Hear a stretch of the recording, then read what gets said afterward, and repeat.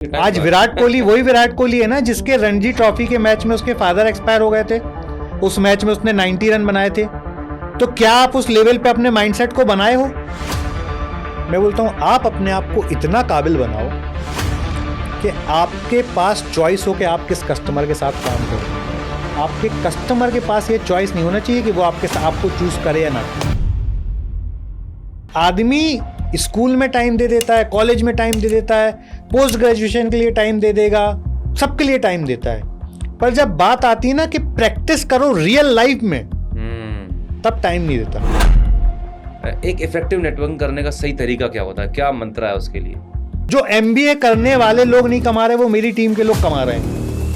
BMW, Mercedes, Audi में खड़े होकर वीडियो बनाते हैं और लोगों को इंस्पायर करते हैं कि वो भी ऐसा खरीद सकते हैं। तो आप क्या बेच रहे हो? क्या आप बिजनेस बेच रहे हो उनको? क्या आप वैल्यू बेच रहे हो? आप उनको सपना दे रहे हो कि आप भी मेरे जैसे कार खरीद सकते हो। तो यदि आप इतना अच्छा धंधा कर रहे थे तो आपको देश छोड़ने की जरूरत क्यों पड़ी? दोस्तों, being a businessman, being a entrepreneur, हम सबकी ज़िंदगी में बहुत सारे अप्स एंड डाउन्स आते हैं और हर कोई अपनी ज़िंदगी में ग्रो करना चाहता है। तो अगर आप अपने करियर में, अपने बिजनेस में ग्रो करना चाहते हैं तो कहीं ना कहीं उसमें टीम बिल्डिंग का बहुत बड़ा रोल होता है, पीपल स्किल का बहुत बड़ा रोल होता है। किस तरह से लोगों को हायर करना है, अपनी टीम को रिटेन कैसे रखना है और एक्सपेंड करने के लिए किस तरह से लोगों से नेटवर्किंग करनी है, अपने से ज़्यादा सफल लोगों से कैसे रिलेशनशिप बिल्ड करनी है, सेल्स का क्या रोल है आपकी ज़िंदगी में और किस तरह का वैल्यू, किस तरह का कल्चर हमें अपनी टीम में डेवलप करना है जिससे आपका बिजनेस बहुत नेक्स्ट लेवल पर जाए। तो ऐसी बहुत सारी चीज़ें हैं, बहुत सारे पॉइंट्स हैं जिनके बारे में आज हम लर्न करने वाले हैं। और इसके बारे में बात करने के लिए आज एक बहुत ही खास गेस्ट हैं इस पॉडकास्ट में, जिनको मैं काफ़ी सालों से जानता हूँ। मैं बहुत सारी चीज़ें लर्न कर रहा हूँ एंड आज उनसे जानेंगे कि किस तरह से आप अपने बिजनेस में, लाइफ में ग्रो कर सकते हैं by using all those learning and skills, right? So Chitresh Soni ji, आपका बहुत बहुत स्वागत है आज के इस पॉडकास्ट में। अनूप जी, पहले तो बहुत बहुत धन्यवाद। Thank you. आपने मुझे अवसर दिया कि मैं अपनी बातें आपकी ऑडियंस के साथ शेयर कर सकूं। Thank you so much. और दोस्तों, मैं चाहूँगा कि आप इस पॉडकास्ट को पूरा ज़रूर देखिएगा, एंड तक देखिएगा, क्योंकि हर एक क्वेश्चन के अंदर बहुत बड़ी लर्निंग है, लाइफ लेसन्स हैं। उनके पास काफ़ी गहरा एक्सपीरियंस है बिजनेस बिल्डिंग का, पीपल डेवलपमेंट का, टीम बिल्डिंग का। तो ये सब कुछ आपको जानने को मिलने वाला है। और अगर आप इस चैनल पर पहली बार हैं तो प्लीज़ सब्सक्राइब कर लें चैनल को, क्योंकि आपके सब्सक्रिप्शन से हमें मोटिवेशन मिलेगा और ऐसे ही बहुत सारे पावरफुल गेस्ट को हम आपके बीच लाते रहेंगे। शुरुआत करते हैं आज के पॉडकास्ट की। सबसे पहले तो मैं आपसे जानना चाहूँगा कि आप इतने सारे कोचेस को, इतने सारे बिजनेस ओनर्स को, एंटरप्रेन्योर्स को आप हेल्प करते हैं, गाइड करते हैं उनके बिजनेस को स्केल करने में। तो एक सक्सेसफुल बिजनेसमैन बनने के लिए टीम बिल्डिंग एक बहुत इंपॉर्टेंट एस्पेक्ट होता है। तो एक सक्सेसफुल और एक मजबूत टीम बनाने के पीछे क्या आइडियोलॉजी और फिलॉसफी आपको लगता है होना चाहिए? अब आपने जो सवाल पूछा टीम बिल्डिंग का, देखिए सर, टीम बिल्डिंग एक परिवार के जैसे होता है ना।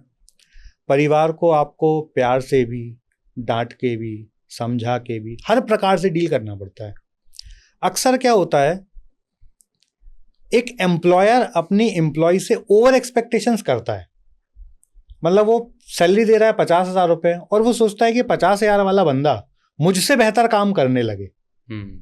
यदि आप स्वयं 5 लाख रुपए महीने कमा रहे हो और आप एक ऐसे व्यक्ति से जिसको आप 50,000 रुपये दे रहे हो और ये एक्सपेक्टेशंस करो कि वो आपसे भी अच्छे काम कर ले, तो यहाँ एक्सपेक्टेशंस ही गलत होते हैं। टीम सबसे ज्यादा मेरे अनुभव में जो बिखरी है, जिन भी लोगों के साथ मैंने काम किया और जो बिखरी है, उसके पीछे सबसे बड़ी वजह होती है ओवर एक्सपेक्टेशंस रखना। राइट। आपके भी बच्चे हैं, मेरे भी बच्चे हैं। बच्चा जब जन्म लेता है तो बच्चा सीधा बस लेटता है, अपने हाथ पैर चलाता है। वैसा ही नया एम्प्लॉय होता है। जब आप उसको हायर करते हो तो वो तो अपनी पूरी शक्ति से हाथ पैर चलाता है, पर कहीं हिल नहीं पाता है, क्योंकि उसको आपके कल्चर की, आपके एटमॉस्फेयर की, आपके काम करने के तरीके की, इन सबकी उतनी समझ नहीं होती है ना। फिर जब थोड़ी समझ आती है तो जैसा बच्चा उल्टा होने लगता है, 4-6 महीने में वो भी उल्टा होने लगता है और थोड़ा स्क्रॉल करना शुरू करता है, थोड़ा मूव करना शुरू करता है। फिर थोड़ा और आप उसको ट्रेंड करते हो, थोड़ा और समय उसके साथ बिताते हो, फिर वो घुटने के बल चलना शुरू करता है, 2 पैर 2 हाथ के बल चलना शुरू करता है। फिर थोड़ा और समय दो तो फिर वो सहारा लेके चलना शुरू कर देता है। आपको चलना सिखाने तक टाइम देना पड़ता है। एक बार बच्चा चलना सीखता है, फिर आप बताओ आपने किस बच्चे को दौड़ना सिखाया है? खुद से दौड़ता है। खुद से दौड़ता है ना। सही बात है। पर क्या आपके पास वो 1 साल का पेशेंस होता है अपनी टीम के लिए? नहीं होता है। यहीं पर मतलब उनको लगता है कि आज हमने भर्ती की और कल से परफॉर्मेंस और प्रोडक्टिविटी शुरू हो जाए, और प्रेशर बिल्डअप करना शुरू कर देते हैं लोग। सर देखिए, एक बार आपने एक आदमी को हायर किया, उस पर प्रेशर बनाया, वो 2 महीने आपके साथ काम किया, 2 महीने भाग गया, फिर आपने नया आदमी रखा, फिर उस पर प्रेशर बिल्ड किया, फिर वो 2 महीने काम किया, फिर भाग गया। ये क्रम 4-6 बार चला तो उतना ही टाइम लग गया ना जितना आप पहले वाले को यदि 10 महीने 12 महीने का समय दे देते, कंसिस्टेंसी दे देते तो आज वो तैयार हो चुका होता। एक ही व्यक्ति को दे देते ना। सही है। तो सबसे पहली बात तो टीम बिल्डिंग में टीम को हायर करने से पहले आप ये एंश्योर करो कि क्या आपका और उसका विजन मैप हो रहा है। राइट। क्या वो आपके विजन के साथ अपना विजन को मैप करके आपके साथ कदम से कदम मिला के समर्पित होकर काम करने वाला बंदा है कि नहीं है। जब आप अच्छे रोल के लिए हायर कर रहे हो तो आप इंटरव्यू लेते समय अक्सर हम क्या उसके काम के बारे में बात करते हैं, पास्ट ऑफिस में क्या हुआ, ये सब बात करते हैं। हम उससे यहाँ वहाँ की बातें ही नहीं करते हैं। आपने एक फेमस इंटरव्यू ज़रूर सुना होगा, मैं कंपनी का नाम नहीं लेना चाहूँगा, उसके सीईओ किसी का इंटरव्यू लेते हैं और वो चाय के कप पे उसको बुलाते हैं, और जब वो बोलता है कि चाय में थोड़ी शक्कर और डालो, तो वो जज कर लेते हैं कि इसने बिना चाय टेस्ट किए चाय में शक्कर और मांगी, मतलब ये बिना परखे लोगों के साथ ऐसे जजमेंट करेगा, इसलिए वो उसको हायर नहीं करते। ये स्टोरी आपने जरूर सुनी होगी। Yes yes yes. तो जब आप किसी को हायर कर रहे हैं तो सबसे पहले तो आप ये देखिए कि क्या उसका और आपका विजन मैप हो रहा है कि नहीं हो रहा है। राइट। फिर आप देखिए क्या वो आपके साथ आपकी वैल्यू के हिसाब से अडॉप्ट होने के लिए तैयार है या नहीं है। राइट। फिर क्या वो लॉन्ग टर्म आपके साथ सस्टेन कर पाएगा कि नहीं कर पाएगा। जब आप ये ऐसे स्टेप बाय स्टेप VAL पे चलेंगे ना, तब धीरे धीरे आपको समझ में आएगा कि वो व्यक्ति आपके साथ कितना लंबा चलेगा। देखिए कई बार क्या होता है, आपने किसी को हायर किया और वो आते ही से बोलता है कि मुझे अपनी स्टार्टअप बनानी है, तो 99% वो आपके साथ 6 महीने 1 साल 2 साल बाद जब वो थोड़ा मजबूत होगा छोड़ के चले जाएगा। राइट। अब यहीं पे मैं आपके साथ मेरी लाइफ की एक लाइव स्टोरी शेयर करता हूं। हमारी टीम में एक लड़का है जिसका नाम है राहुल राजा। ओके। वो 18 साल की उम्र का, 18 भी नहीं सर, 16 साल की उम्र में मुझे मिला था। 16 साल की उम्र में उसने मुझसे बोला कि सर मुझे अपनी कंपनी बनानी है, उसके लिए मुझे 1.5 लाख रुपए आप फाइनेंस करोगे क्या। अब देखिए वहां मैंने उसके विजन को अपने विजन के साथ कैसे अलाइन किया। मैंने समझा कि वो किस चीज की कंपनी बनाना चाहता है, क्वेश्चंस किए, प्रोबिंग क्वेश्चंस किए। प्रोबिंग क्वेश्चंस करने का जब मुझे समझ में आया कि यार ये लड़का वही काम करना चाहता है एजेंसी बना के जिसकी मुझे जरूरत है, तो मैंने उसको बोला कि भाई ये काम पहले तू किसी के लिए कर, सीख, अपने आप को डेवलप कर, जिस दिन तुझे कॉन्फिडेंस आ जाए तू अपनी कंपनी बना। सर आज 3 साल में वो लड़का ऐसा डेवलप हुआ है कि उसको कोई भी कॉम्पिटिटर आज मुझसे 4 गुना ज्यादा सैलरी देके काम पे लेने के लिए तैयार है, पर वो मुझको छोड़ के नहीं जाएगा क्योंकि मैं उसको इतना प्यार देता हूं, इतना प्यार देता हूं कि 4 गुना नहीं आप 10 गुना सैलरी भी ऑफर कर दो, मुझको छोड़ के नहीं जाएगा। ये मैं ओपन मंच में आपके प्लेटफॉर्म पे बोल रहा हूं, नाम के साथ बोल रहा हूं। राइट। क्योंकि मुझे पता है मैंने उसको डेवलप करने में क्या क्या सींचा है, क्या क्या लगाया है। राइट। और उसको भी पता है कि उसको वहां तक ले जाने में मैंने कितनी हैंड होल्डिंग की है। राइट। तो मैं आपके मंच पे ओपनली बोल रहा हूं कि आप 10 गुना सैलरी ऑफर करो उसको, तो भी वो छोड़ के नहीं जाएगा।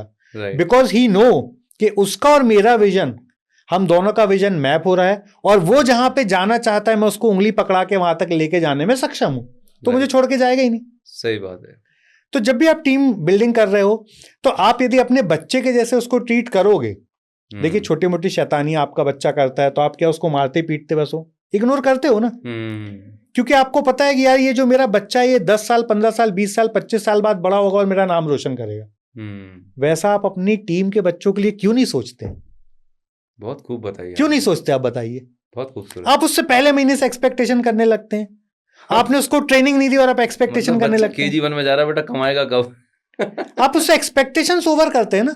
हाँ। देखिए जितना भी ये इकोसिस्टम है, ये यदि वन वर्ड में डिफाइन करें कि कोई एक शब्द बताइए जो रिस्पॉन्सिबल है इसकी ग्रोथ ना होने में, वो है ओवर एक्सपेक्टेशंस। हम ओवर एक्सपेक्टेशंस करते हैं, उसके कारण हम एक्सप्लॉइट करते हैं। जब हम एक्सप्लॉइट करते हैं, ओवर एक्सपेक्टेशन करते हैं, तो लोग भाग जाते हैं। क्या बात है। मतलब कुल मिला के कोई कंपनी को खड़ा करना है, स्टार्टअप को खड़ा करना है और एक अच्छे बड़े मजबूत बिजनेस को बिल्ड करना है, तो अपनी टीम को अपने परिवार की तरह ट्रीट करिए। Exactly. ये की लर्निंग है, बहुत एग्जैक्टली सर, आप अपने परिवार के जैसा ट्रीट करिए। यदि आपका एम्प्लॉय आपको छोड़ के चला जाए, मैंने ऐसे भी ऑर्गेनाइजेशन देखे हैं सर जहां लोगों ने 10-10 महीने बिना सैलरी के काम किए। क्या बात, बिना सैलरी के। आज हमारी टीम में बच्चे बोलते हैं कि सर मैं आपसे सैलरी लेने नहीं आया हूं, मैं इस कंपनी में कंट्रीब्यूट करने आया हूं। आप मुझे इस लायक बनाओ कि मैं इसको पैसे दे सकूं, मैं कंपनी में इक्विटी खरीद सकूं, मैं कंपनी को फंडिंग दे सकूं, कंपनी में नए रिसोर्स लाने में मैं मदद कर सकूं। ये लेवल का कल्चर है, ये लेवल की सोच है।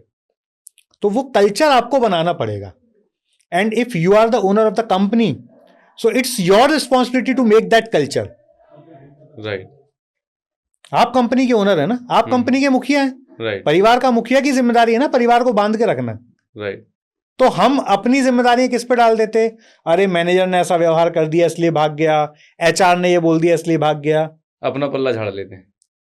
भाई आपने आपकी टेरिटरी में, आपके किंगडम में किसी और को इंटरफेयर करने की इजाजत दी कैसे? राइट। यदि आपका परिवार का सदस्य, आप उसको समझ रहे हो और उसको कोई आपके परिवार का ही सदस्य उसको ह्यूमिलेट कर ले, कैसे कर लिया उसने आपके राज्य में? Means there is some gap. ठीक, कितनी भी बड़ी कंपनी हो जाए, आज रतन टाटा जी नहीं है हमारे बीच, पर रतन टाटा जी ने नीचे तक वो माहौल बना के रखा था कि आदमी वहां पे ये सोच के जाता था कि यार मेरे को कुछ हो भी गया तो रतन टाटा साहब बैठे हैं मेरे परिवार को देखने, मेरे बच्चों को देखने। Very true. वो तो इतनी बड़ी कंपनी थी ना। सही बात। आज टाटा देश की, हम टॉप 5 कंपनियों में तो टाटा का नाम ले ही सकते हैं ना, राइट, जिनके पास बहुत बड़ी वर्कफोर्स है। तो यदि टाटा जी ये मेंटेन कर सकते हैं तो क्या हम 25-50 लोगों की कंपनी में नहीं मेंटेन कर सकते?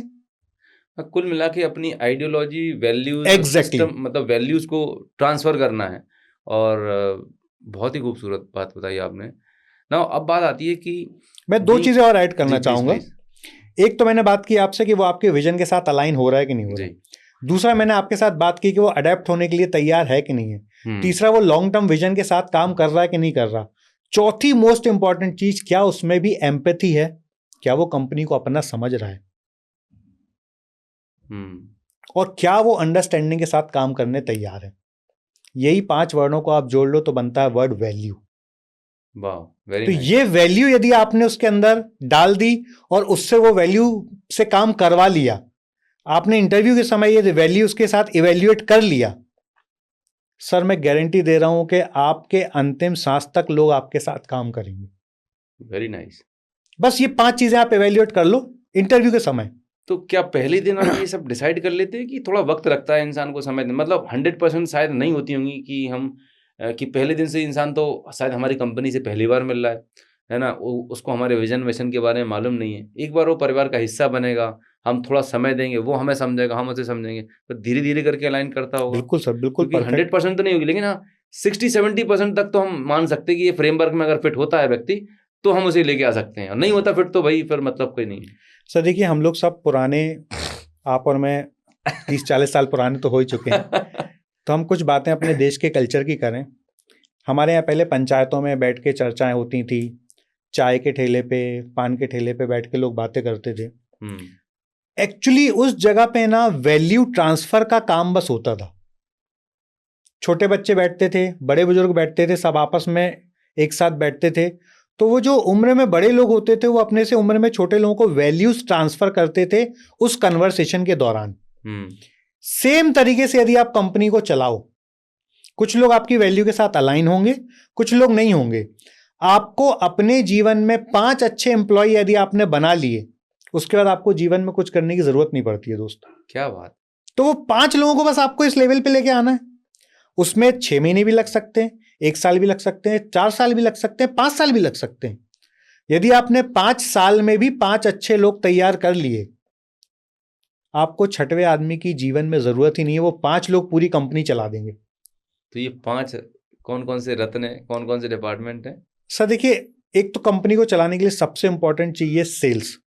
ओके, ठीक।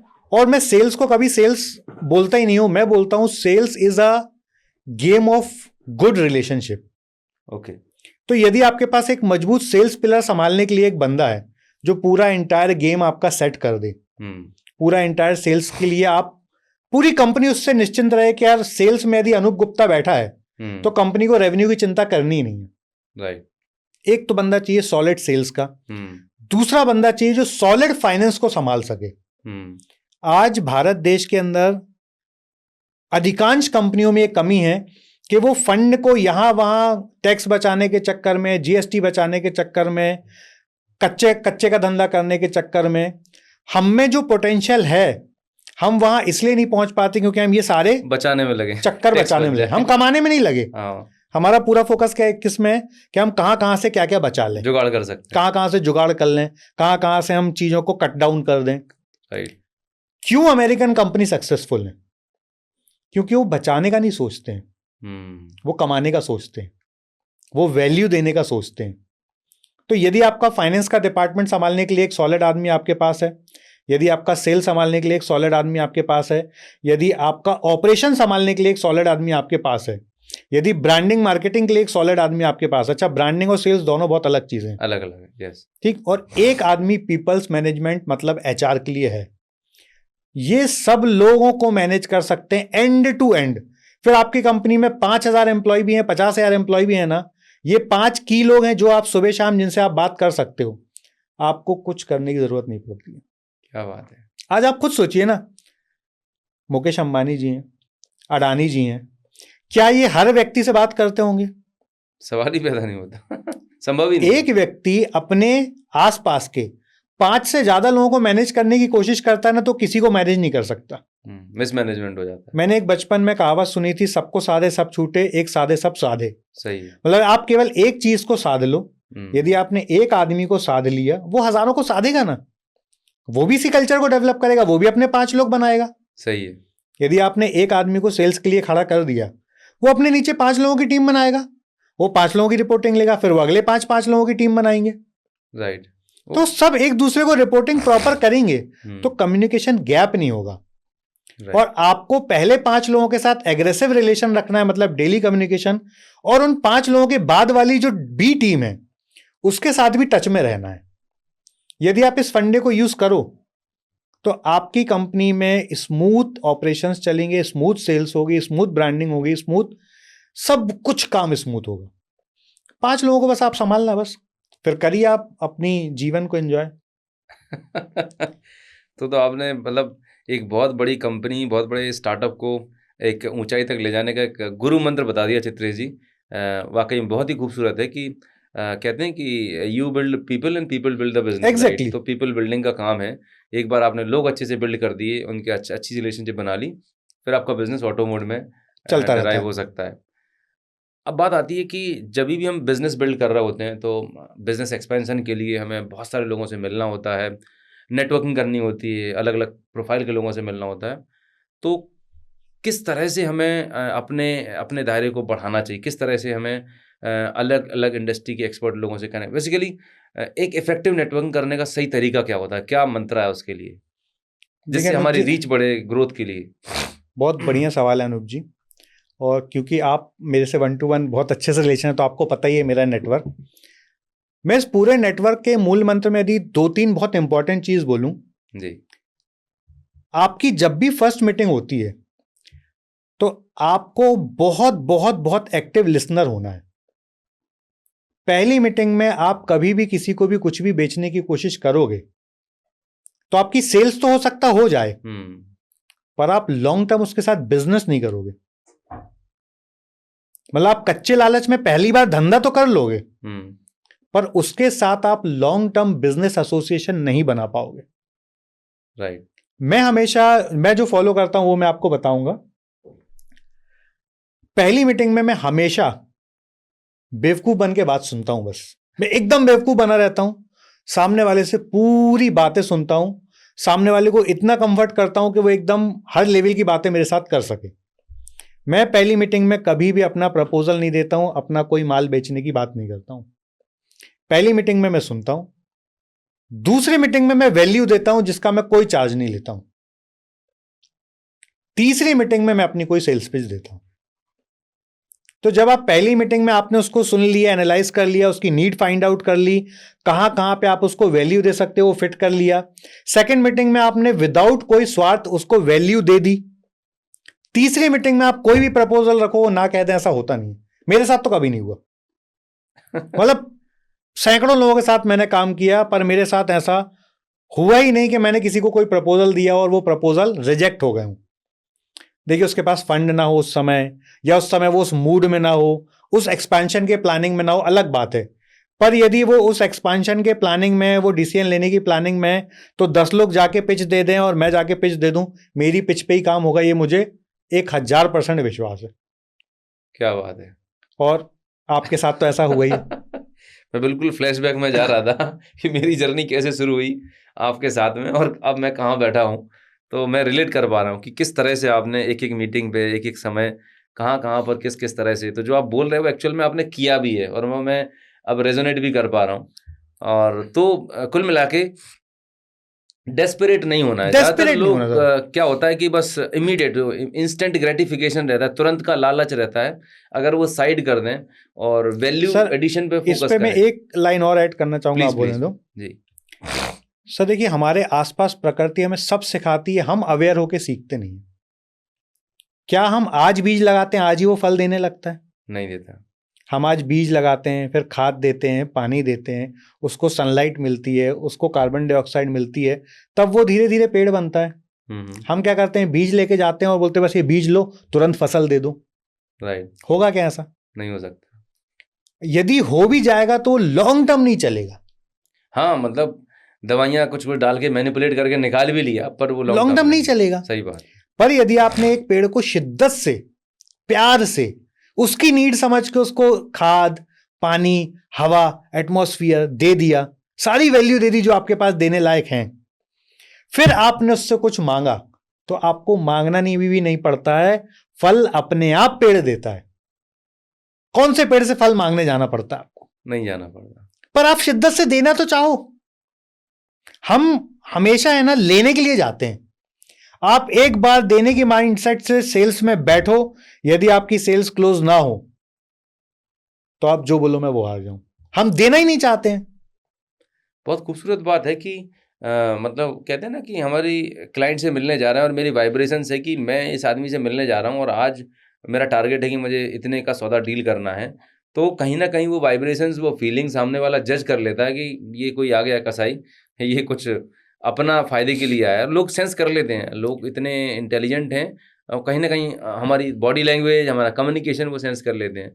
तो कुल मिला के अगर जीवन में सफलता चाहिए, सेल्स में सफलता चाहिए, तो देने वाला एटीट्यूड। हाँ, आप लेने मत जाओ, देने जाओ। बस बस। सर मैं एक बात बोलूंगा, ये बहुत कंट्रोवर्शियल भी हो सकती है जो मैं बोलने वाला हूँ। प्लीज दिल खोल के बात करिए चित्रेश जी। सर हमने है ना वेस्टर्न कल्चर के कुछ ट्रेनर्स को फॉलो करने के चक्कर में सेल्स को एकदम निकृष्ट बना दिया है, जबकि सेल्स सबसे नोबल बिजनेस है। बाहर के लोग क्या बोलते हैं, विदेशी लोग क्या बोलते हैं, जाओ ऑन द स्पॉट उसको ऑफर दो, प्रेशर बनाओ, सेल्स करके आओ। Yes, on the spot pressure बना के सेल्स करने की जरूरत उसको होती है जिसके माल में दम ना हो, जिसके प्रोडक्ट में वैल्यू ना हो। यदि आपके प्रोडक्ट में वैल्यू है, आज आपको सोना 90,000 की जगह 80,000 मिलेगा, आप नहीं लोगे क्या? बिल्कुल लोग है ना। हाँ, 100%। कोई ऑथेंटिक आदमी आपको बोलेगा भैया 80,000 में सोना दे रहा हूं, आप नहीं लोगे क्या? 100% लोग है ना। क्यों लोगे? वैल्यू मिल रही है ना आपको। क्या आपको सोना प्रेशराइज करके बेचना पड़ेगा? बिल्कुल नहीं। यदि आप वैल्यू दे रहे हो, कुछ देने की नीयत से बैठे हो, सामने से डील ना हो, ऐसा होता नहीं है। तो मैं उन फॉरेन सेल्स की फिलॉसफी पे बिल्कुल बिलीव नहीं करता हूं। मैं पीस ऑफ माइंड से धंधा करना चाहता हूं और परमात्मा मुझे मेरी जरूरत से ज्यादा पीस ऑफ माइंड से देता है। आज मैं महीने में 5 दिन काम करता हूं, बाकी 25 दिन घर पे भी बैठता हूं, तो भी परमात्मा मेरी जरूरतें पूरी कर रहा है। राइट। इससे अच्छी सेल्स क्या होगी? सही। यदि आप 25 दिन अपनी मन की लाइफ जी रहे हो, तो इससे अच्छी सेल्स क्या होगी सर? बेस्ट है ये। और आप ही बताइए, आज आप इस इंडस्ट्री में किसी से भी कनेक्ट करना चाहें तो आपके मन में पहला विचार, पहला नाम किसका आता है? डेफिनेटली चित्रेश भाई का आता है। और आपने वो चीजें देखी भी ना। जी बिल्कुल। तो मुझे लगता है सर, जिस दिन आप सेल्स में देने की नीयत से बैठोगे, आपको भर भर के परमात्मा देगा, आप संभाल नहीं पाओगे। वाकई में ये तो बात सही है। और ना सिर्फ सेल्स, हम जीवन के किसी भी क्षेत्र में देखें, चाहे वो रिलेशनशिप है घर के, चाहे वो कोई भी एरिया हो लाइफ का, मेन चीज़ क्या हम कंट्रीब्यूट कर पा रहे हैं किसी के जीवन में, क्या हम वैल्यू ऐड कर पा रहे हैं। तो जो मानसिकता पहले की है उसे हमें बदलने की ज़रूरत है। एग्जैक्टली कि हम हमारे द्वारा किसी के जीवन में हम क्या कंट्रीब्यूशन कर पा रहे हैं, एग्जैक्टली। तो ही जीवन में ये बेसिकली एक सफलता का एक मंत्र है, सीक्रेट है जो आपने शेयर किया। और वाकई में जो आपने बताया कि वेस्टर्न में या जो बताया जाता है कि तुरंत उससे ले लेना है, वो डेस्परेट सेलिंग है, प्रेशर बिल्डिंग है, टाइम अप हो रहा है ये, पर वो टैक्टिक है बेसिकली ये, पर लॉन्ग टर्म नहीं टिकते लोग। सर मैं कुछ कोचेस के नाम नहीं लेना चाहूँगा, पर आपने बहुत सारे ऐड देखे होंगे, लोग बहुत बहुत BMW, मर्सिडीज, ऑडी में खड़े होकर वीडियो बनाते हैं और लोगों को इंस्पायर करते हैं कि वो भी ऐसा खरीद सकते हैं। तो आप क्या बेच रहे हो? क्या आप बिजनेस बेच रहे हो उनको? क्या आप वैल्यू बेच रहे हो? आप उनको सपना दे रहे हो कि आप भी मेरे जैसे कार खरीद सकते हो। ऐसे ट्रेनर के 6 महीने 8 महीने ऐड देखने मिलते हैं, फिर वो ट्रेनर मार्केट से गायब हो जाता है। फिर कहीं वो दुबई जाके सेटल हो जाता है, कहीं लंदन जाके सेटल हो जाता है। तो यदि आप इतना अच्छा धंधा कर रहे थे तो आपको देश छोड़ने की जरूरत क्यों पड़ी? क्योंकि आप वैल्यू नहीं दे रहे थे। लोग ढूंढ रहे हैं क्योंकि आप वैल्यू नहीं दे रहे थे ना। लोगों को निपटा के गए मतलब आप क्लेम करके के 20 लाख 50 लाख, है ना? हाँ बिल्कुल। कि आप मुझे 40 लाख रुपए दो, मैं धंधा डबल कर दूंगा, और आज आप खुद एग्जिस्टेंस में नहीं हो। राइट। तो क्यों आपको देश छोड़ के जाना पड़ा? वही है, शॉर्टकट कुछ टाइम के लिए हो सकता है, लेकिन वैल्यू बेस्ड अगर कोई काम है तो वो लॉन्ग टर्म करेगा, सस्टेनेबल रहेगा और हमेशा हमें के लिए टिकाऊ रहने वाला है। सर मैं अपनी टीम से एक लाइन बोलता हूँ जी। हो सकता है आपकी ऑडियंस को एरोगेंसी लगे। मैं बोलता हूँ आप अपने आप को इतना काबिल बनाओ कि आपके पास चॉइस हो कि आप किस कस्टमर के साथ काम करो।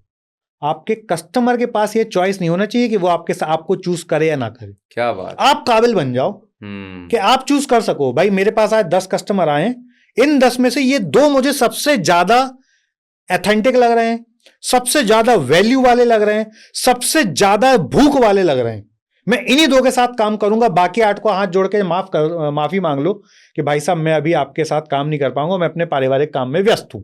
बस अब मेरे पास बैंडविड्थ नहीं है, जब होगा तब बात करेंगे।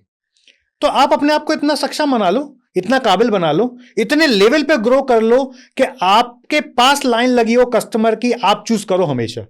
बहुत अच्छी बात। तो आपकी इसी लाइन से मैं अगला सवाल पूछना चाहूंगा कि अपने आप को इस काबिल कैसे बनाया जाए कि जिससे आपके यहाँ पर कस्टमर की लाइन लगे और आप चूज करो। अभी काम उल्टा होता है, आप कस्टमर को चूज कर रहे होते हो, तो आपने ऐसा क्या किया जिसकी वजह से आप इस लेवल पर हैं, या किसी भी एक नए व्यक्ति को क्या करना चाहिए? अनु भाई बहुत अच्छा सवाल है, मैं थोड़ा सा इसका लंबा आंसर दूंगा यदि आप अनुमति दें। प्लीज।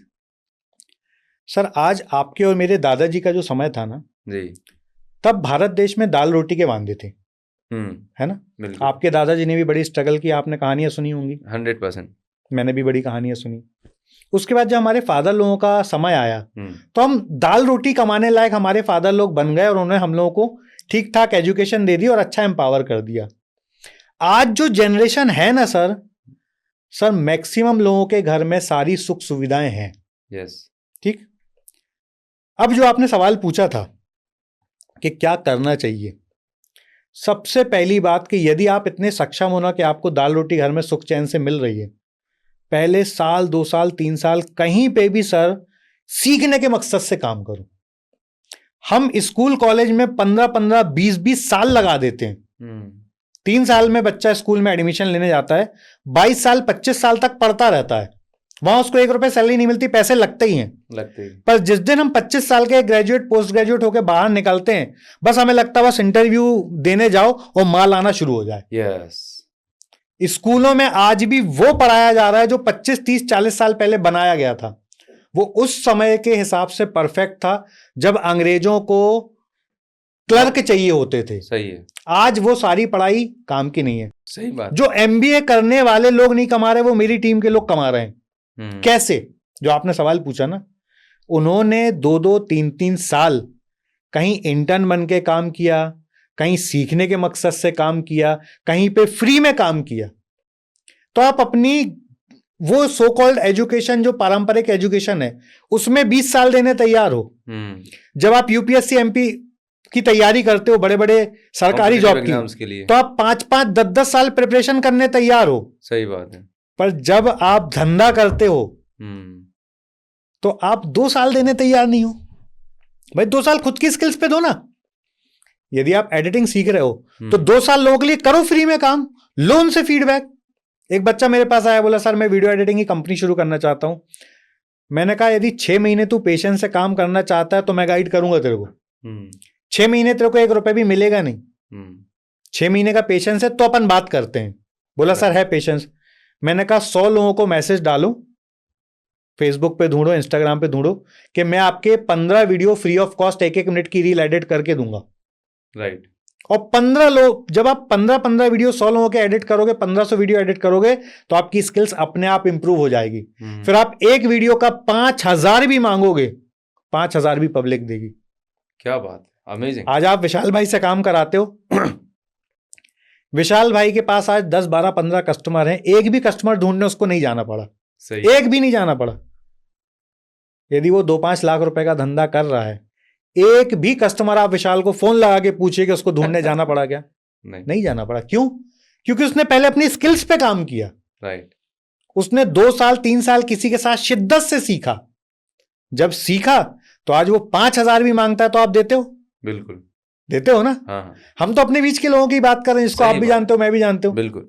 तो आदमी स्कूल में टाइम दे देता है, कॉलेज में टाइम दे देता है, पोस्ट ग्रेजुएशन के लिए टाइम दे देगा, सबके लिए टाइम देता है। पर जब बात आती है ना कि प्रैक्टिस करो रियल लाइफ में, तब टाइम नहीं देता। वहां यदि आदमी ने 2 साल समर्पित होकर दे दिए, लोग बोलते हैं कि 1000 दिन आपने किसी भी धंधे को टाइम दिया तो धंधा फिर अपने आप चलता है। राइट। मैं बोलता हूं 2 साल भी टाइम दे दिया ना सर, तो एकदम क्लियर विजन बन जाता है। तो आज से 50 साल पहले जब हमारे दादाजी का समय होता था, उस समय यदि हम ऐसे डेस्परेट होते कि बस हमें आज ही नौकरी मिल जाए क्योंकि हमारे घर में खाने को नहीं है, तो बिल्कुल सही था। सही। पर आज मैं मेरे सर्कल में जिनको भी जानता हूं, उनके माँ बाप 25-50 साल तक बिठा के खिला सकते हैं। सही। उसके बाद भी वो खुद को डेवलप करने समय नहीं देते हैं। इंस्टाग्राम चलाना है, फेसबुक चलाना है, रील्स में टाइम खराब करना है। सर ये सब कुछ करो, कोई बुराई नहीं है, पर आप उसमें कंटेंट क्या देख रहे हो ये इंपॉर्टेंट है। हाँ, मतलब सोशल मीडिया आपको यूज कर रहा है या आप सोशल मीडिया को यूज कर रहे हो। एग्जैक्टली। मैं किसी भी चीज के अगेंस्ट नहीं हूं, ना मैं फेसबुक के अगेंस्ट हूं, ना मैं रील्स के अगेंस्ट हूं। आज हमारी कम्युनिटी में हजारों लोग यूट्यूब से करोड़ों रुपए बना रहे हैं। करेक्ट। हजारों लोग जिनको आप और मैं 1 to 1 जानते हैं। राइट। तो उन्होंने भी इंस्टाग्राम को देखा, उन्होंने भी फेसबुक देखा, उन्होंने भी यूट्यूब देखा, सारे सोशल मीडिया देखे, पर उन्होंने सारे सोशल मीडिया को टूल्स बनाया अपनी लर्निंग के लिए। yes. अपने एंटरटेनमेंट के लिए नहीं। तो what you are watching is very important. आप एड्यूटेनमेंट कर रहे हो, लर्निंग कर रहे हो, एंटरटेनमेंट कर रहे हो या टाइम पास कर रहे हो, that will decide your destiny. बहुत खूब। What you are consuming will decide your destiny. सही बात है। आप एंटरटेनमेंट कंज्यूम करोगे तो जीवन भर आप एंटरटेनमेंट बन के रह जाओगे। पूरी दुनिया आपसे एंटरटेनमेंट करेगी, आपका मजाक उड़ाएगी। करेक्ट। और आप फोकस से कंटेंट पे ध्यान दोगे, फोकस से सब्जेक्ट पे ध्यान दोगे, फोकस से स्किल पे ध्यान दोगे, तो लोग आपके नाम की वाहवाही करेंगे, आपके नाम की मिसाल देंगे। अब आपके ऊपर डिपेंड करता है कि आप उसको कैसा यूज करना चाहते हो। राइट। तो जिस चीज़ आपने बताया कि अपने ऊपर काम करना है कुल मिला के, और अपने आप को बिल्ड करना है, अपने आप को उस काबिल बनाना है, और इसके लिए ये तमाम सारी चीज़ें, प्रोसेस हमें फॉलो करने की ज़रूरत है। तो चित्री सर, हमने बिज़नेस के बारे में बहुत कुछ बातचीत की, लेकिन जब हमारे देश के एक युवा की बात आती है तो वहाँ पर सबसे बड़ा जो चैलेंज है, जो मैं भी लोगों से बात करता हूँ कि सर सरकारी नौकरियाँ नहीं मिल रही हैं, बेरोजगारी है, AI आ गया है। तो क्या वाकई में इंडिया में बेरोजगारी है, या इसकी क्या सच्चाई क्या है? आपकी क्या राय है इसके बारे में? अनूप जी, सवाल का जवाब अभी आप ही दोगे, मैं सवाल बस पूछूंगा आपसे जी। क्या आप जैसा व्यक्ति अपनी टीम में रिक्रूट करना चाहते हो, क्या वो आसानी से मिल रहा है? बिल्कुल भी नहीं। नहीं मिल रहा? नहीं मिल रहा। यदि आपको आपके मन के लोग मिल जाएं, अच्छे ट्रेंड लोग मिल जाएं, तो अभी इमीडिएटली आप कितने लोग हायर कर सकते हो? 25-50 तो ले लेंगे। ले सकते हो आप आराम से। मैं मेरे नेटवर्क में 100 लोगों को जानता हूं, हर व्यक्ति के पास मिनिमम 5 से 10 लोगों की रिक्वायरमेंट है जी। पर उनको 5 से 10 लोग नहीं मिल रहे हैं, तो एम्प्लॉयर को एम्प्लॉय नहीं मिल रहे हैं और एम्प्लॉय बोल रहे हैं कि हम बेरोजगार हैं। तो इस सब में गैप कहां है?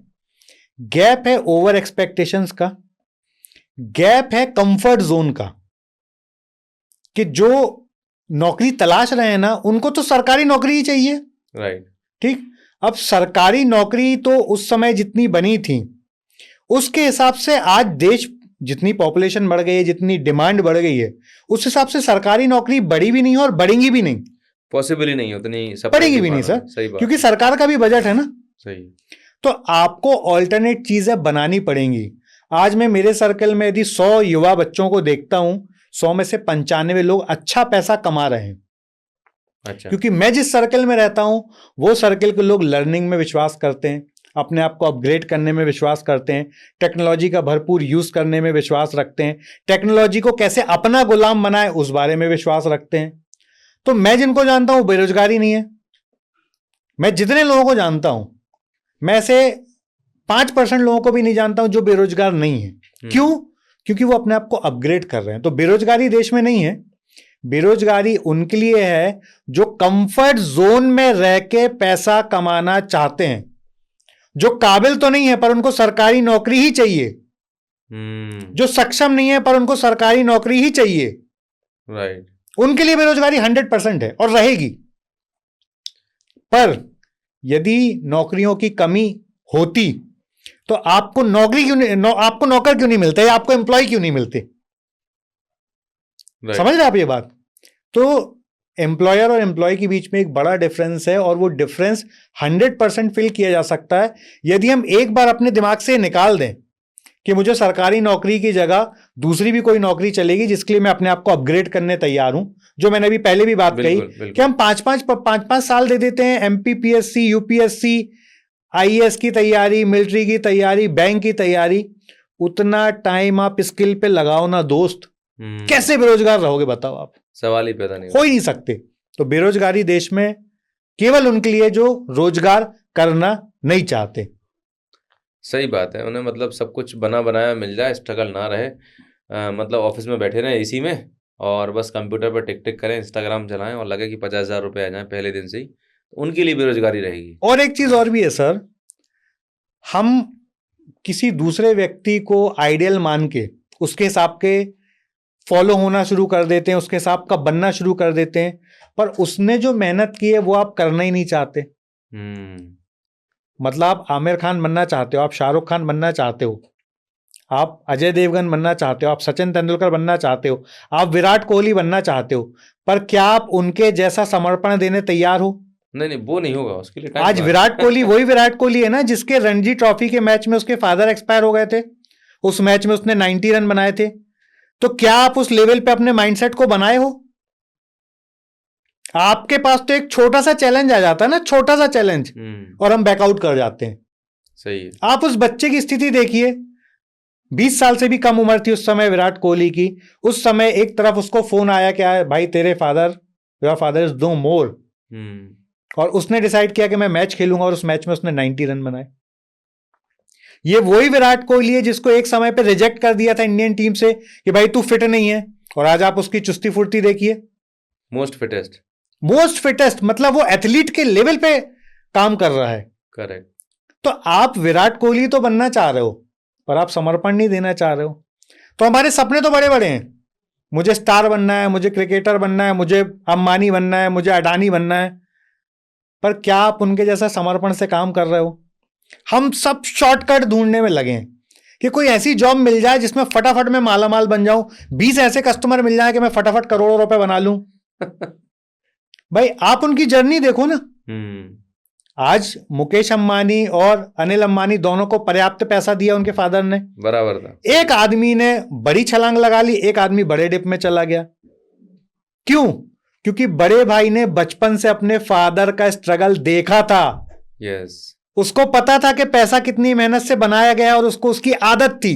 और छोटे भाई ने हमेशा से कंफर्ट लाइफ जी थी।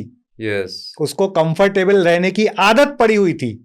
तो आज हम अपने बच्चों को जो कंफर्ट दे रहे हैं ना, यही कंफर्ट हमारे बच्चों का भविष्य किल कर रहा है, जो हम देख नहीं पा रहे हैं।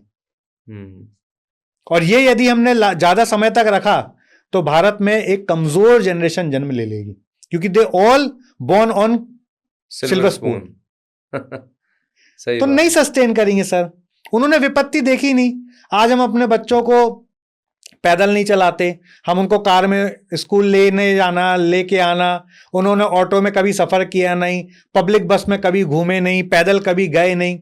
तो जरा सा पैदल चलते हैं उनके पैर दुखने लगते हैं। एक दिन यदि कार नहीं जाती तो पसीना पसीना हो जाते हैं, एक दिन एसी बंद हो जाए तो सस्टेन नहीं कर पाते। Very true. हम क्या किसको जन्म दे रहे हैं? कैसी जनरेशन आएगी?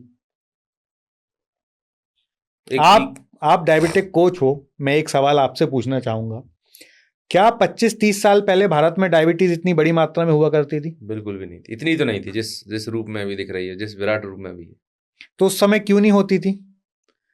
लोग फिजिकली एक्टिव थे, लोग अपना काम खुद से करते थे, और खान पान भी ठीक था, स्ट्रेस लेवल उतने नहीं होते थे, टेक्नोलॉजी का इतना ज़्यादा नई सब चीज़ें थी। तो कुल मिलाकर मतलब वन वर्ड बोले तो लाइफस्टाइल। बिल्कुल। हमारे दादाजी बोलते थे, बेटा ऐसी मेहनत कर कि लोहे के चने चबाए तो पच जाए, वो मेहनत कर।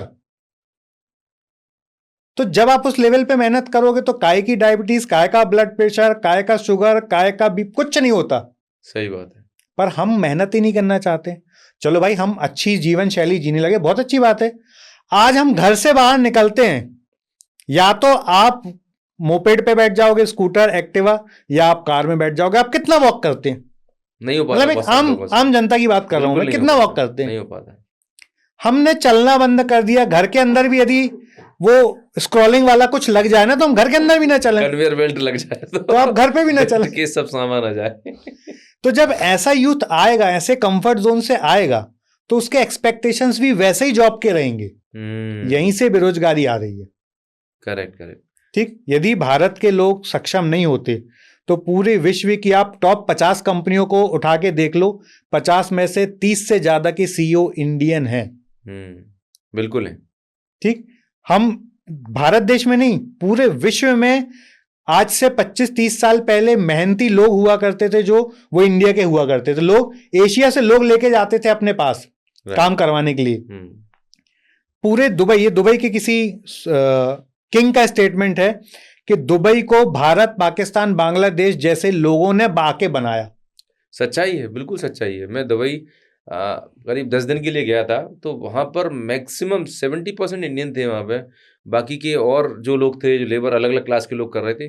डेफिनेटली हमारे यहाँ के लोग जो पहले की जो जनरेशन थी, मतलब 80 के और उसके पहले की दशक की जनरेशन है, 90 के बाद की जो जेन जी या मिलेनियल जो नए नए नामों से गुजारने लगे ना, वो वाकई में उतने कैपेबल, उतने सक्षम, या यूं बोले कि बहुत कंफर्ट में पले बड़े हैं, जो it is one of the अभी 2-3 दिन पहले एक डेटा मैं पढ़ रहा था, यूके में 70% प्रॉपर्टी इंडियंस के पास है। क्या बात है। डेटा अपन रीचेक कर लेंगे, पर मैंने अभी 2-3 दिन पहले ये डेटा पढ़ा है। 70% यूके का रियल एस्टेट इंडियंस के पास आ चुका है। यूएसए में maximum hotels, motels and hotels Indian Patel भाइयों के पास है। बताइए। और हम बोल रहे हैं बेरोजगार हैं। उन्होंने बहुत हार्डशिप देखी है। 30 40 साल पहले गए और बहुत, मतलब झाड़ू पोंछा, मजदूर लेवल से, एग्जैक्टली काम किया, मजदूर लेवल से काम शुरू किया, और आज उनकी पुश्तें वहां पे किंग जैसी जिंदगी जी रहे हैं। सही बात है, क्योंकि उनको हार्डवर्क करना आज भी आता है। राइट। और भारत में भी आप देखो, गुजरातियों में आपको बेरोजगारी नहीं मिलेगी, राइट। सिंधियों में आपको बेरोजगारी नहीं मिलेगी, नहीं मिलती। क्यों नहीं मिलती? पंजाबियों में आपको बेरोजगारी नहीं मिलेगी, क्यों नहीं मिलती?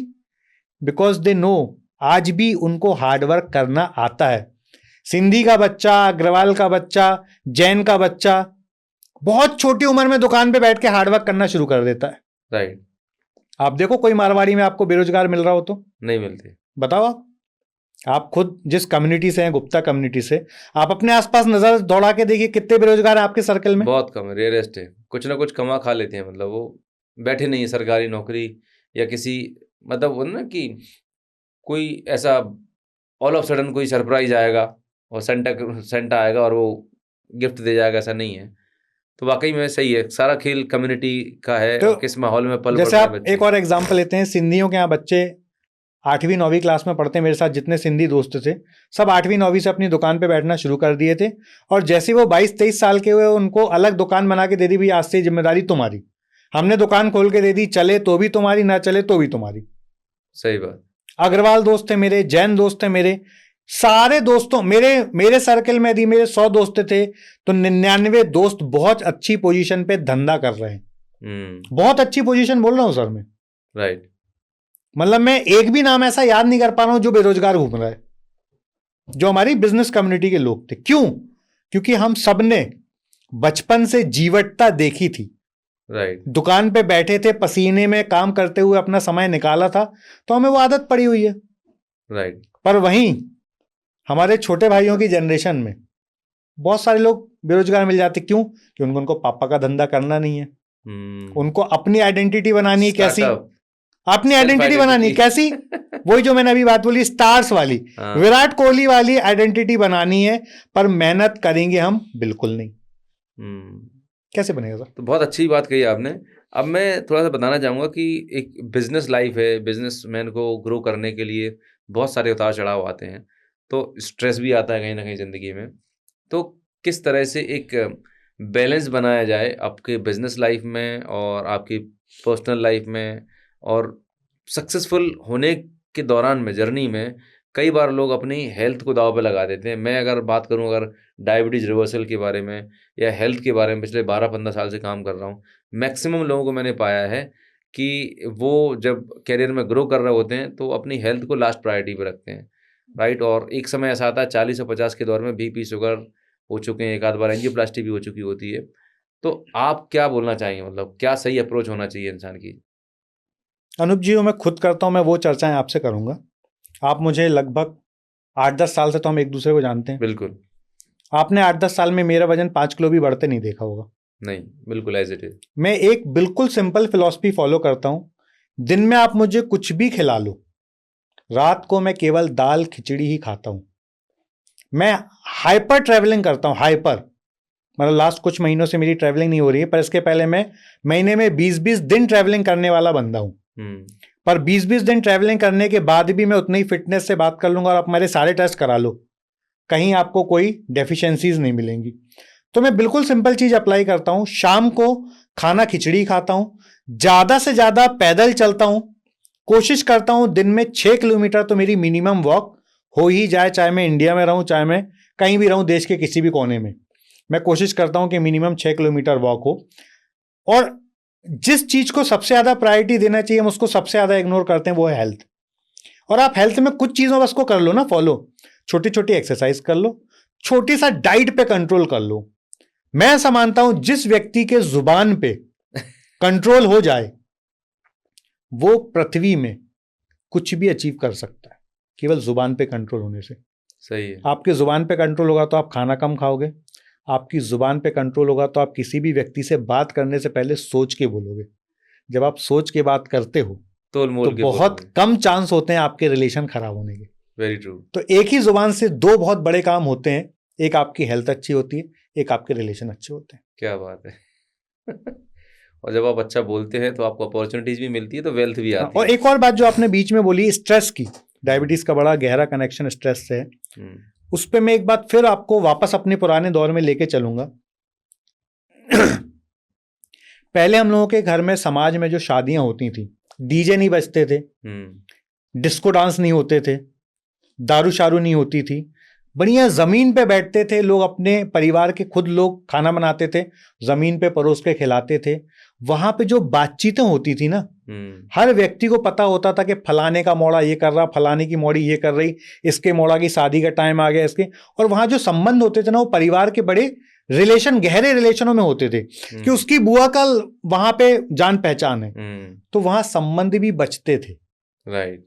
और जब स्ट्रेस का जो सबसे बड़ा कारण है ना, स्ट्रेस का सबसे बड़ा कारण है आपके मन में कोई उलझन है, वो आप किसी के साथ शेयर नहीं कर रहे। आपके पास यदि 4 ऐसे दोस्त हैं, 4 छोड़ दो सर, एक भी ऐसा दोस्त है ना जिससे आप अपने मन की बात विदाउट फिल्टर लगा के बोल सकते हो, आपको जीवन में स्ट्रेस आ नहीं सकता। आप एक भी आदमी ऐसा स्ट्रेस में बता दो जिसके पास अच्छा दोस्त है और वो स्ट्रेस में हो, एक भी बता दो आप। यदि आपके जीवन में कोई ऐसा दोस्त है जिससे आप अपने दिल की सारी बातें अनफिल्टर्ड बोल सकते हो, वो दोस्त आपको कभी स्ट्रेस में आने ही नहीं देगा। Very true. आपको 100 करोड़ का भी लॉस हो गया और आपने अपने दोस्त से बोल दिया और वो खाली आपके कंधे पे हाथ रख के बोल देगा ना, अरे ठीक है बे, मिलके निपटा लेंगे, मैं बैठा हूं तेरे साथ। सर कुछ आप करोगे सब, आप वो कुछ नहीं करेगा, पर उसका वो एक स्टेटमेंट आपका जीवन बदल देगा। वेरी ट्रू, बहुत सही है। तो एक भी व्यक्ति आप बता दो स्ट्रेस में जिसके पास दोस्त हो और वो स्ट्रेस में हो। तो हमने क्या है, आज के दौर में यूथ क्या करता है, अपनी सारी समस्याएं सोशल मीडिया पे शेयर करता है और उससे सोल्यूशन मांगता है। सोशल मीडिया आपको सोल्यूशन देता है जेनेरिक, और जब आप वही सोल्यूशन अपने दोस्त से प्रॉब्लम डिस्कस करके मांगते हो ना, तो आपका दोस्त आपके अनुसार, अनूप जी के स्वभाव, अनूप जी की जरूरत के हिसाब से कस्टमाइज्ड एक्सपीरियंस बेस्ड सोल्यूशन देता है। यदि आपके जीवन में कोई बड़ा भाई है, कोई दोस्त है और आप उससे कोई समस्या बोलोगे ना, तो वो अपने एक्सपीरियंस के बेस पे आपके लिए कस्टमाइज सोल्यूशन बना के देगा जो आपके लिए काम का है। ये काम सोशल मीडिया और एआई कल भी नहीं करता था, आज भी नहीं कर रहा और 100 साल बाद भी नहीं कर सकता। करेक्ट। क्योंकि सोशल मीडिया या एआई तो वो डेटा लेता है ना जो इंटरनेट पे अवेलेबल है। सही है। पर आपका दोस्त जो चड्डी बड्डी से आपके साथ है ना, उसने आपको नीचे से वहां तक बढ़ते सब देखा है, उसको पता अनूप को क्या चाहिए और आपको वो वही सोल्यूशन देगा। सही बात। ऑथेंटिक होगा, अनफिल्टर्ड होगा, जेन्युइन होगा, कोई बायस नहीं होगी। तो हम स्ट्रेस डिप्रेशन को खत्म करने का बहुत सारे रास्ते, बहुत सारे लोग बताते हैं, पर मैं एक सिंपल रास्ता बताता हूं। 2 से 3 ऐसे दोस्त बना लो जिनसे आप अनफिल्टर्ड टॉक कर सकते हो, अपने मन की सारी बातें कर सकते हो। आप स्कूल में पढ़ते थे, कॉलेज में पढ़ते थे, क्या आपको स्कूल कॉलेज में स्ट्रेस होता था? बिल्कुल नहीं था। था क्या आपको स्ट्रेस? नहीं। साला कल पेपर है, आज तक हमने कुछ नहीं पढ़ा, फिर भी कोई स्ट्रेस नहीं होता था।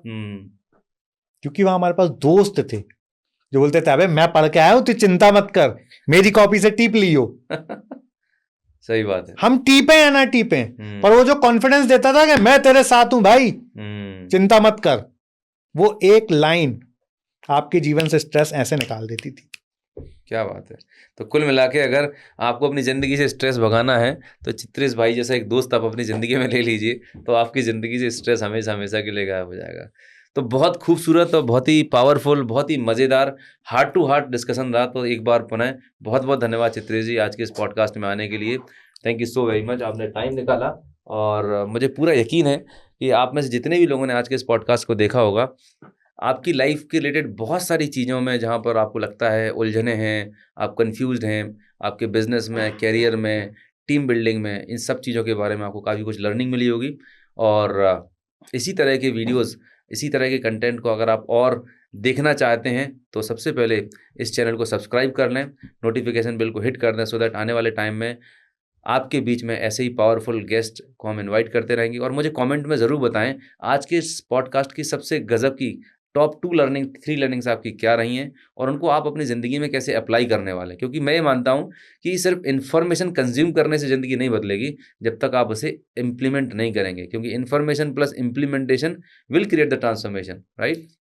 एक लाइन और ऐड करना चाहूँगा अनूप जी, यदि आप इजाज़त दें तो। ज़रूर ज़रूर। लोगों की लाइफ स्ट्रेस फ्री बिल्कुल आसानी से बन सकती है, कुछ ही चीज़ करनी होती है जी। एक, आप अच्छे दोस्त बना लो, राइट। एक आप अपने फैमिली मेंबर को दोस्त बना लो, अपने माता पिता को दोस्त बना लो, अपनी अर्धांगिनी को दोस्त बना लो, अपने छोटे भाई को दोस्त बना लो, अपने बड़े भाई को दोस्त बना लो। और जब आप खाने की टेबल पे बैठे हो तो मोबाइल गैजेट्स, टीवीज को दूर करके आपस में बात बस करो, बस सर मैक्सिमम स्ट्रेस खत्म हो जाता है। केवल फैमिली में अंदर खाने की टेबल पे बैठ के चर्चाएं बस भी होती रहे ना।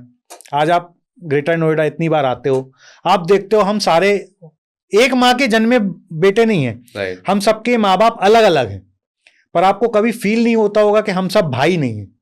Very true. क्यों? क्योंकि हम लोग एक साथ मस्ती करते हैं, एक साथ खाना खाते हैं, एक साथ घूमने जाते हैं, और दिल खोल के मस्ती करते हैं। जब हम लोग बातचीत करते हैं तो कोई मोबाइल पे बिजी नहीं होता।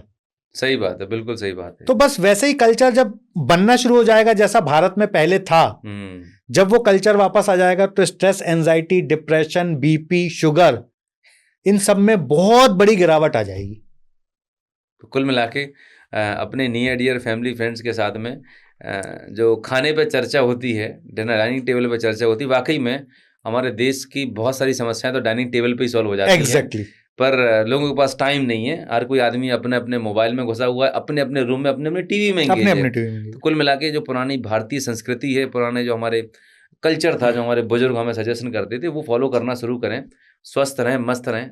सही बात है नहीं? बस बहुत ही ज़बरदस्त आपने एडवाइस दी चित्रे जी। एक बार पुनः बहुत बहुत धन्यवाद। बहुत बहुत धन्यवाद अनूप जी, आपने मौका दिया कि मैं अपनी अभिव्यक्ति की आज़ादी का पूरा इस्तेमाल कर सकूं। नहीं, आपने किया बहुत अच्छे से अभिव्यक्ति की, और मुझे पूरा यकीन है कि जितने भी लोग इस पॉडकास्ट को देखेंगे उनको बड़ा बहुत कुछ लर्निंग मिलेगी, वैल्यू मिलेगी, और अपनी ज़िंदगी को बेहतर कर पाएंगे। So thank you so much. Thank you very much sir. Thank